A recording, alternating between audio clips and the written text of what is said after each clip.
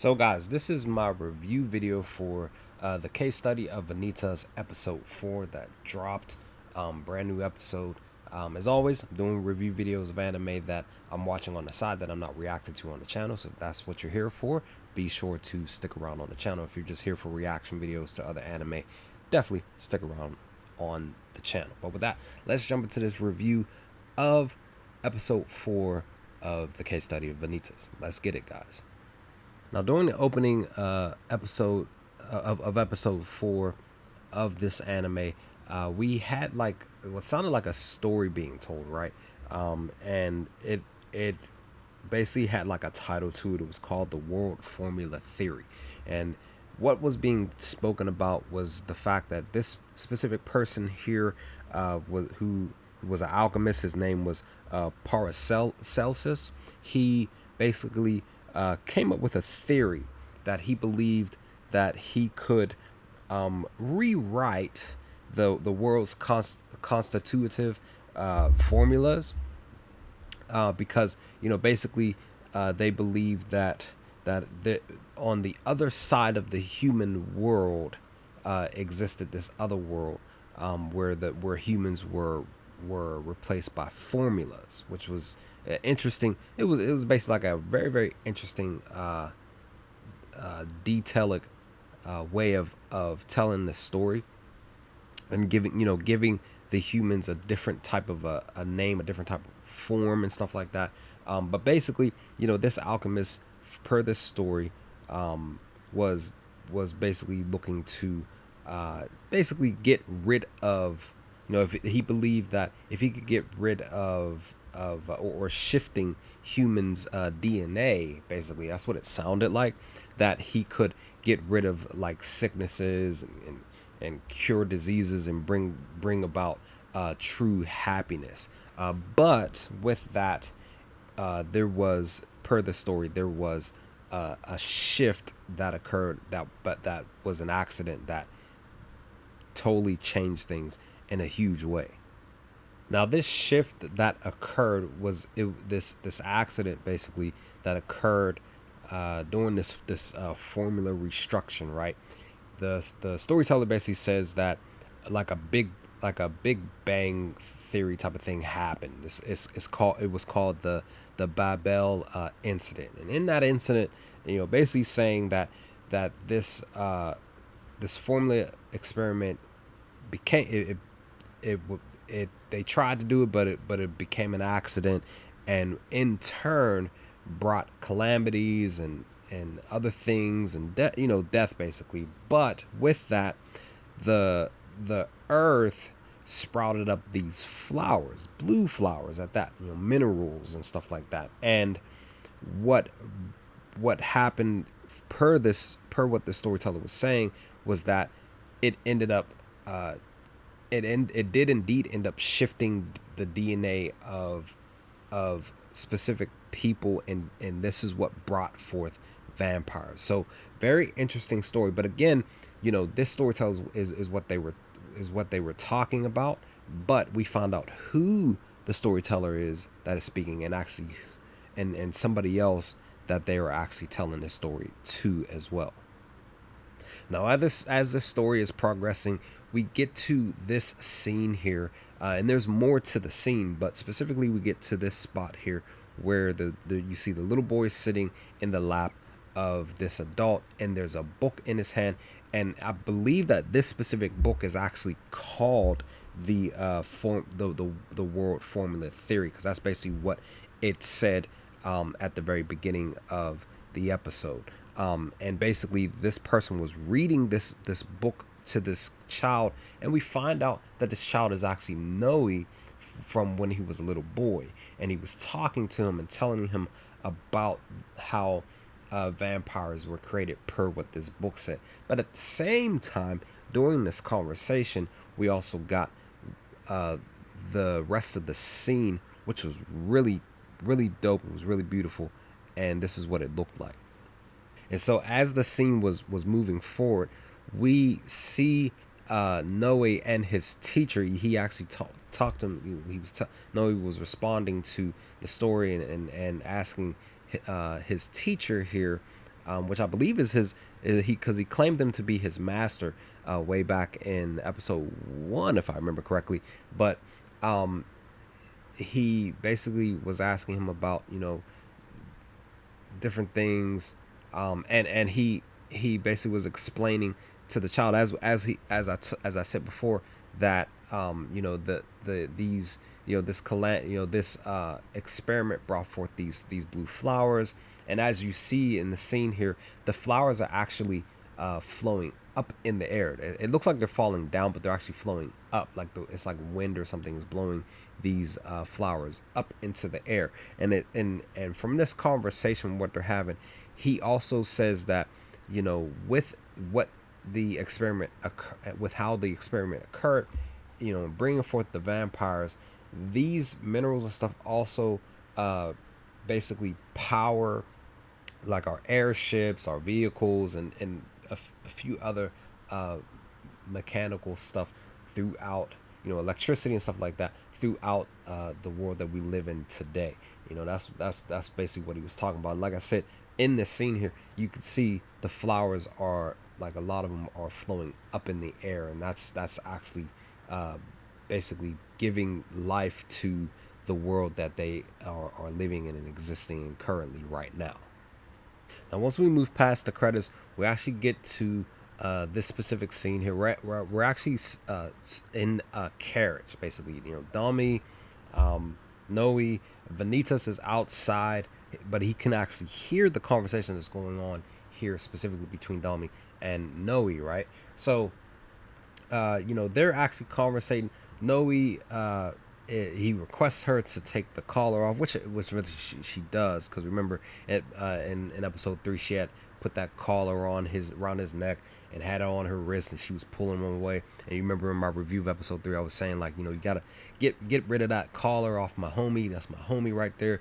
We don't need you to be making it seem like he's your pet or something like that, right? Even though she had walked through the door in episode 3 back at Orlok's place and was claiming to be his fiance, but that wasn't the case at all from Noe's perspective. But I digress. But in this scene, they're having a casual conversation. They're Dami's basically talking about, we're preparing to go to a bar. You're gonna stay dressed like that, but Noé basically is like asking her if she's upset at him for bringing Vanitas with them. He just felt like it was just the best thing to do. But during this scene, Dami says to Noé a couple of key things. She says that, I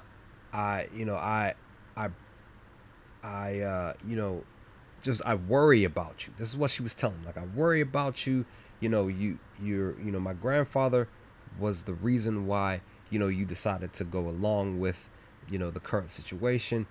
But then she says something really interesting. She says that, you getting involved with the curse bearers, this kind of makes me believe that, this is what she says to Noé. She says, this makes me believe that what happened back then, she said that, I believe you've convinced yourself that what happened back then was your fault. And she ends up hugging him.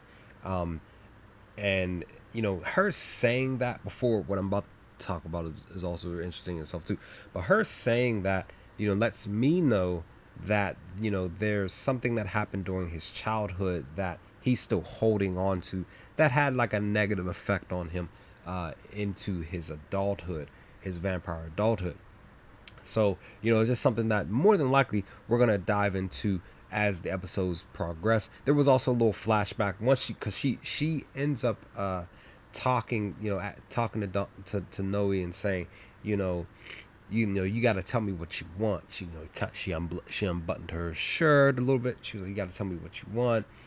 And she basically asked him, does he want to suck her blood? And then again, like I was saying, he ended up having another flashback, remember, between him and his friend, where back in episode 2 or episode 3, where his friend had blood on his hands.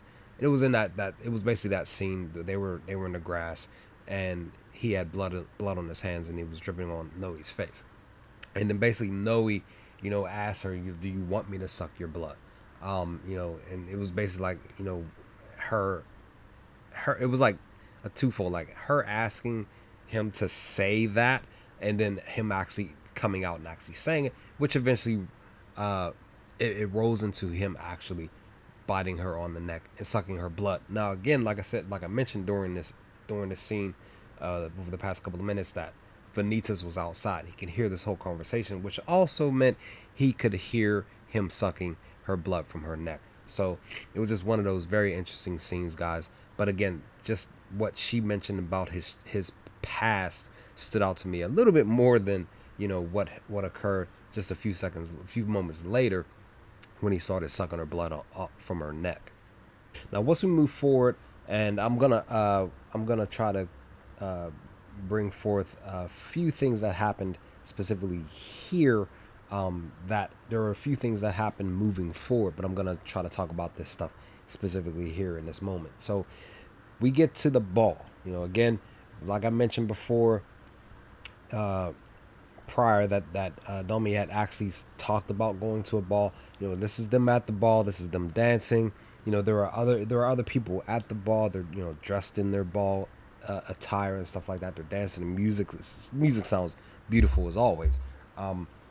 But they're dancing here together, Noé and Domi. And Domi asks like, "Are you okay? You don't look well." He ends up saying like, "No, I don't." Then all these masks pop up in the next shot of the scene. Like all these masks just pop up out of the blue, and then we come back to him specifically saying like, he says like, these masks, these gestures, I can't help recalling what I saw. Again, this has to be tying back into what Dami had talked to him about back at the carriage, where she basically said to him that you believe that I believe that what you experienced in your past, you believe to be your fault. And she's trying to help. And even in that moment, she was trying to help him understand that whatever occurred, all those years ago, it wasn't his fault. It's just something that occurred, and maybe he was there and experienced it, and there was nothing that he could do, because probably more than likely because he was a child. It's probably around the time that he was a child, a younger child and stuff like that. So once we get past this scene, then we have a conversation where Vanitas is with them. Vanitas, he was off. He was like trying to give flowers to some kids, and Noe ends up grabbing him and pulling him away, and they're walking off, to continue walking, going up some flight of stairs. And and Vanitas is bringing up that conversation that they had at the in the carriage. And even he brought up the fact about him and Noe, Noe and Domi in the carriage, and him hearing him sucking the blood from Domi's neck, when in turn Noe, he stops and he's like, whatever you heard, that's that doesn't play any type of, it doesn't have any type of real true meaning per our per our friendship. It's just, this is how our friendship operates. This is basically what Noe was telling Vanitas. But then we also see in that scene that some mech robots end up coming up to him, some machine robots coming up to him, and because Domi and Vanitas keep walking up the stairs, he stops at the bottom of the steps because he gets distracted by these robots. But during that distraction, though, we have two separate things happening between Noe and the machines there, and even between Domi and Vanitas, which we're going to talk about next. Now, Noe did not. He actually, because he got distracted by what they're, the machines. They're called automatons. Because he got distracted, he didn't notice that Domi and Vanitas had walked off up some stairs, and they kept going. They end up going into a separate room out of sight. But while Noe is being distracted by these automatons, and he even mentions like saying like he knows that vampires are, he says this, he says vampire, he was like, I know that vampires are not keen and basically hate these automatons and human technology. When he said that, to me, that lets me know that in this world, in Atlas here, that it would seem that the world seems to be vampire centric, vampire dominant, but it also seems like there and at least again, this is what it seems from per what he just said, that it would seem to me like there might be humans living here amongst the vampires as well. So it's like maybe like 90% vampires and 10% humans living here for a specific reason. Now again, I could be totally wrong because again, as I keep saying, I haven't read the light novel of this. This is a brand new anime, so I'm just now watching this I'm watching this for the first time as it's being as the anime is being pushed out weekly, since I recently just got caught up with the anime. But here specifically in this scene, he ends up running into to Luca, and Luca was walking up these steps, and he wasn't paying attention. He had this little mask on, as you see laying next to him. He was talking to, I guess, like his guards, people in behind him. He had mentioned some stuff, talking to them, having a conversation, and he didn't realize that Noé was standing at the top of these stairs as he was being distracted by the automaton. But now once they bump into each other and they recognize each other, I immediately assumed that Luca was going to have like a negative response to seeing Noé, but that wasn't the case at all. He was actually happy to see him. He was glad to see him. And Luca basically says to his guards, like, hey, we're friends, and I need to have this conversation with him. So he grabs him and he runs off with him up some other flight of stairs and off to the side somewhere. But once that occurs, then we have a very interesting scene between Dami and Vanitas coming up next. Now, before I move on to that scene between Dami and Vanitas, I definitely want to mention that literally right after Luca grabs Noé and pulls him off, we get this scene here with this young lady here. At first glance, I didn't know who this was at the time. Maybe it was the lighting. Maybe I don't know. But in the beginning, I was like, well, who's this young lady? She seems like she's choking. She's holding her neck. This is actually Johnny.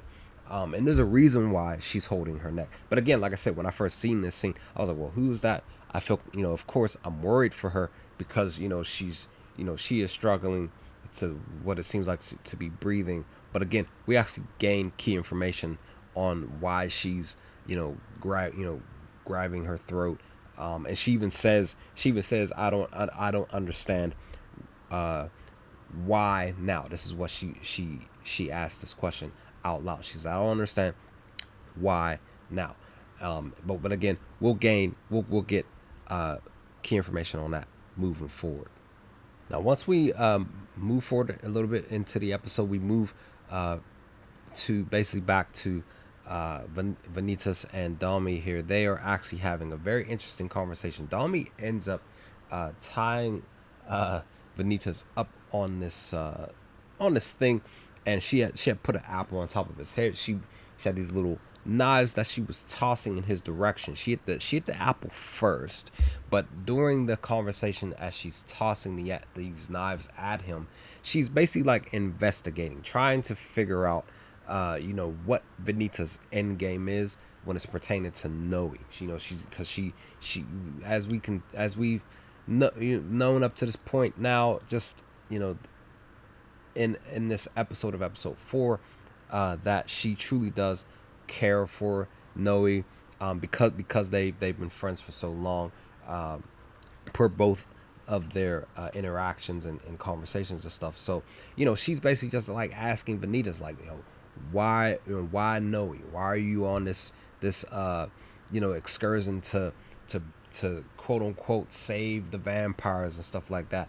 Or are you actually an assassin that I need to really look to possibly look to take out now while I have you in my clutches strapped up here and stuff like that. But again, at the same time, as she's tossing these knives, she ends up releasing him from him being, well, he wasn't tied up, he was chained up, but she ends up releasing him. But she's like saying, like, you know, are you doing this for the right reasons or the wrong reasons, or what is your end game? You know, or are you doing this because you worship the vampire, the excuse me, the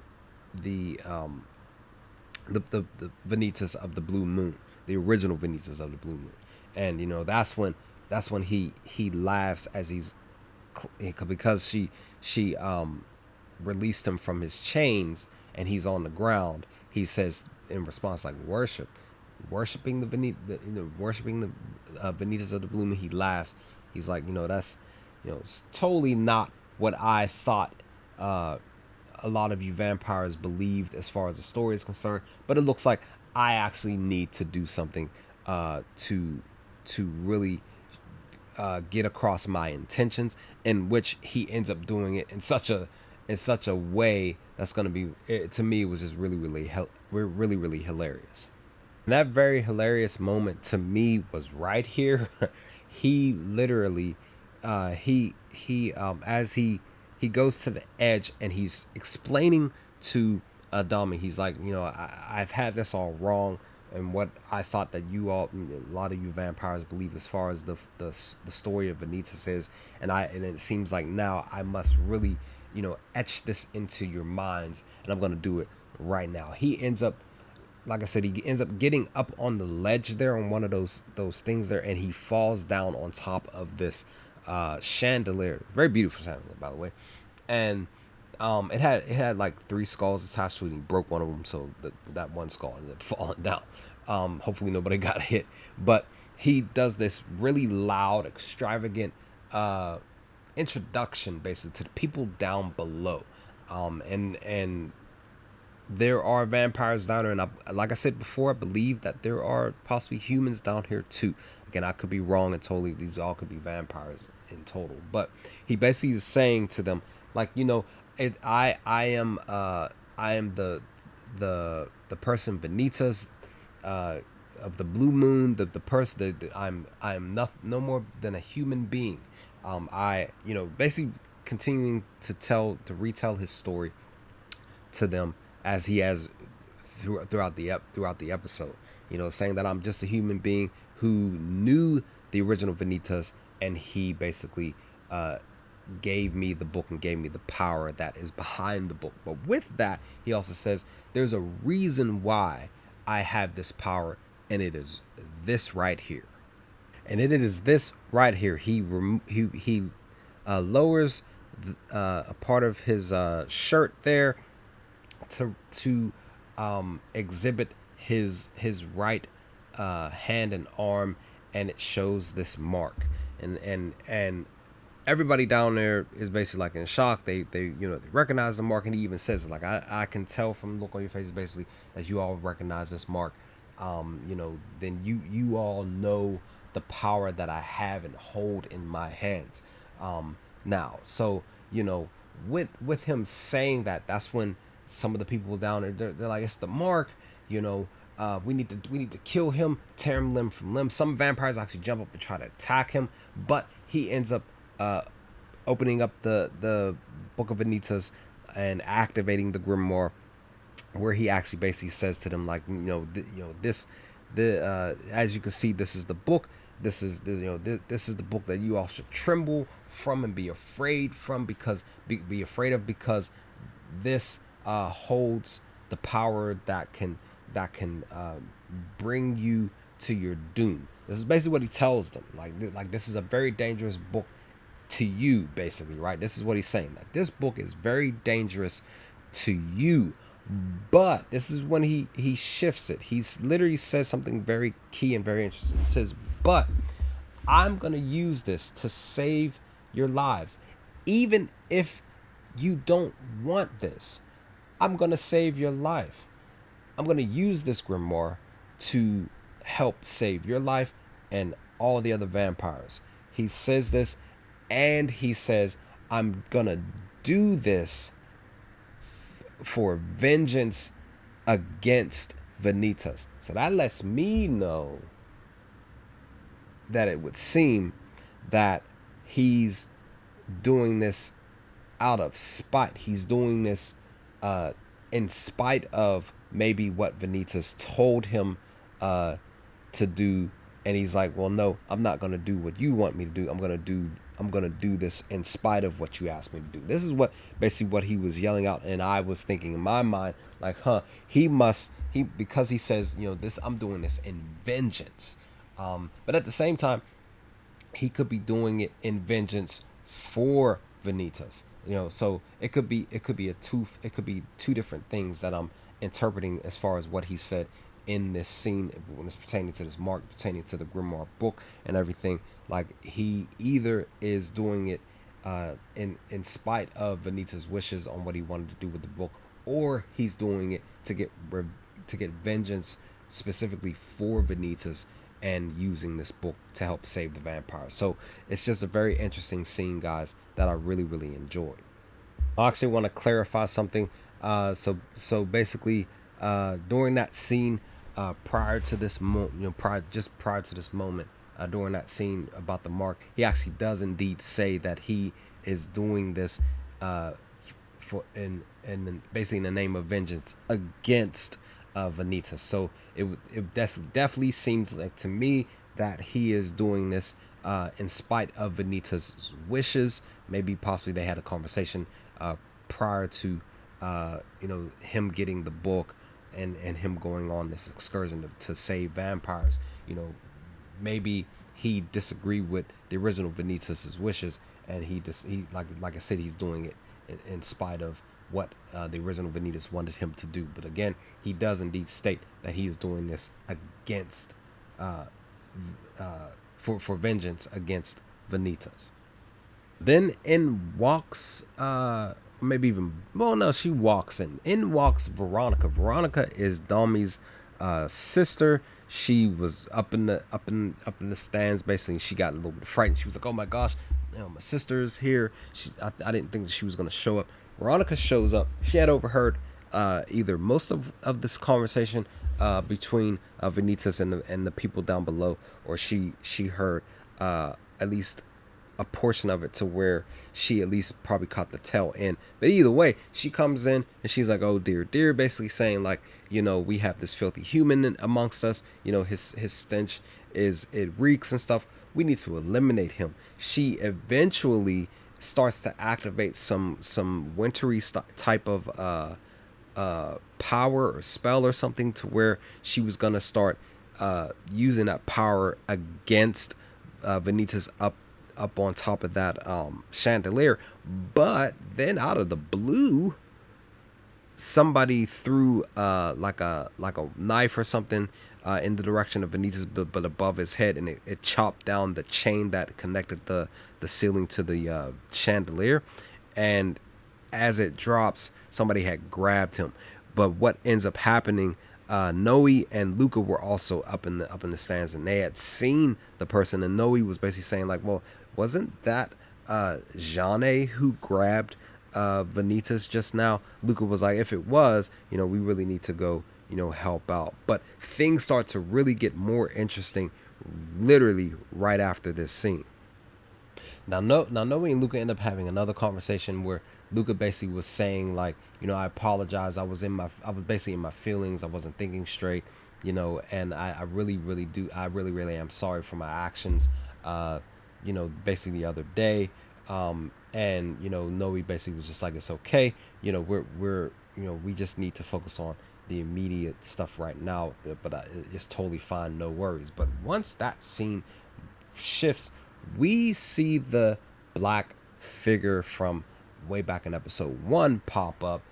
But as you can see in the scene here, he has a couple of friends with him, and he basically is saying like, those lucky devils, blah blah blah. This seems really, really fun.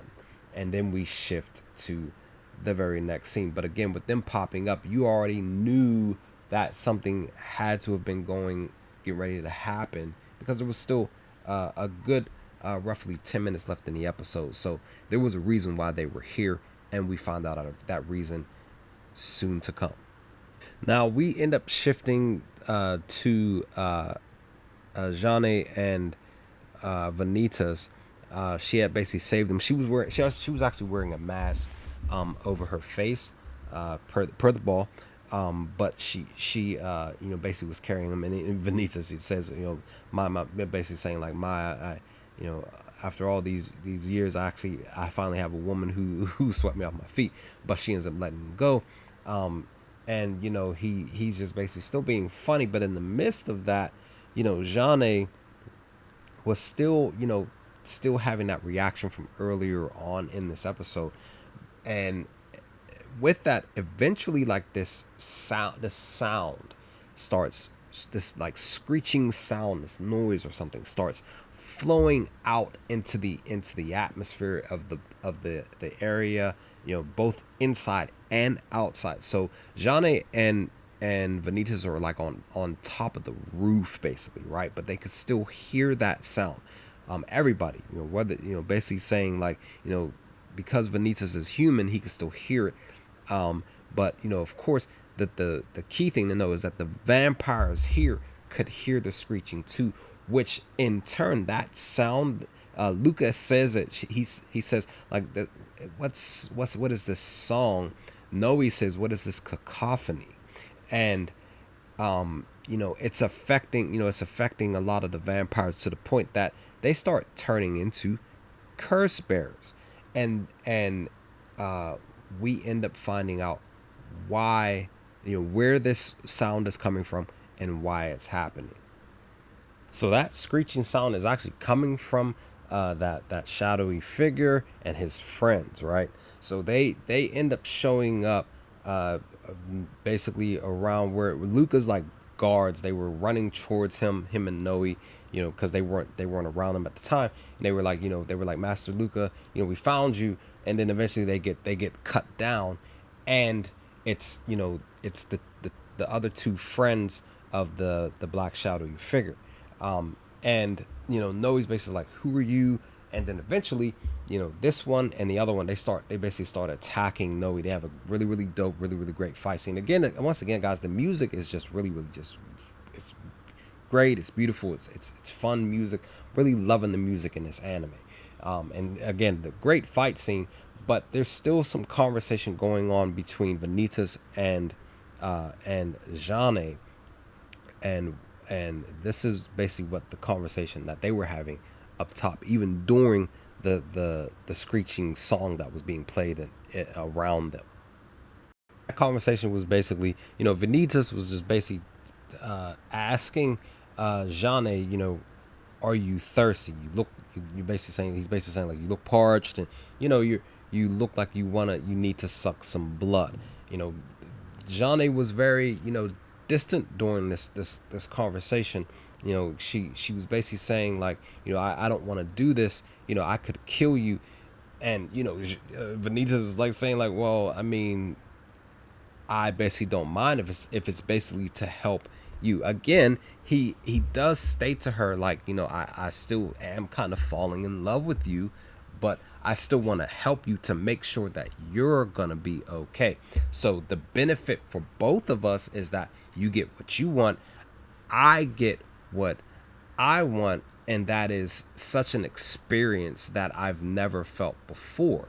And it's just one of these moments, guys. It's very intense. You don't know what her response is. You don't know if she's gonna fight him off. You don't know if she's gonna bite him or not. If she's gonna stay hesitant. If this specific scene will move on into another conversation. We really didn't know what was gonna transpire here, but eventually she gives in, because he ends up showing his neck. He opens up his shirt. He grabs her basically her right hand, puts it on her neck to let him feel the pulse of the heartbeat in his in his neck, and then eventually she does indeed bite his neck, and of course she enjoys it. But at the same time, during that moment, I wasn't sure if he was enjoying it himself, but eventually we found out that he does indeed enjoy it himself, and he basically states like, basically like saying like, hey, like, what I've heard about this experience is actually, it's not that bad. And once he says that, I end up laughing a little bit. But I'm just like, dude, you know, because he looked like he was getting lightheaded, and that's the thing. Jeanne stopped sucking his blood. She pulled away. She was looking. She was hovering over him and stuff like that. She ends up smiling and dives back in to biting his neck to continue to suck in his blood, and he was just welcoming it with open arms. But you know, once this scene occurs, then we dive back to Noé fighting the you know, basically the black figure's friends. And again, like I said, Noé is fighting the shadowy figure's friends. I mean, literally, we're switching back and forth between that fight scene and Vanitas and Johnny's scene. Very passionate scene, by the way. You know, we're switching back and forth, but this is the final scene in the episode where the black figure pops up from out of one of its friends, right? You know, basically because Noé, he's trying to ask him this question during the fight, but eventually he stops and says, I'm gonna ask you one more time, who are your friends? And then that's when the shadowy figure says Charlatan. He pops up from basically from the back of one of its friends, like he was like basically like living inside of it. Pops out the back of it, and he basically says, yeah, we are known as charlatans. And he just and the shadowy figure just laughs, and then that's the end of the episode. So, you know, with, you know, everything that occurred in this episode, this was just a really fun episode, really good episode. This is actually one of my favorite episodes of the anime so far, and I know this is the brand newest one, but I truly did enjoy this episode. You know, the music was great. You know, great scenes between Vanitas and Dami, and then definitely that even really great passionate scene between him and Johnny towards the end of this episode. But I just truly enjoyed this episode. I'm enjoying the anime. I really am. Definitely apologize for the video being so long. You know, today, as always, trying to keep these videos not too lengthy, but as you could tell, I'm going from scene to scene, giving you my thoughts on everything as far as each scene is concerned when it's pertaining to this anime. But with that, guys, what did you all think of episode 4 when you sat down and watched it for the first time? Let me know your thoughts. What did y'all think of this video? Leave some comments in the comment section below, and I will be sure to talk to you all next time with more The Case Study of Vanitas. Peace, guys.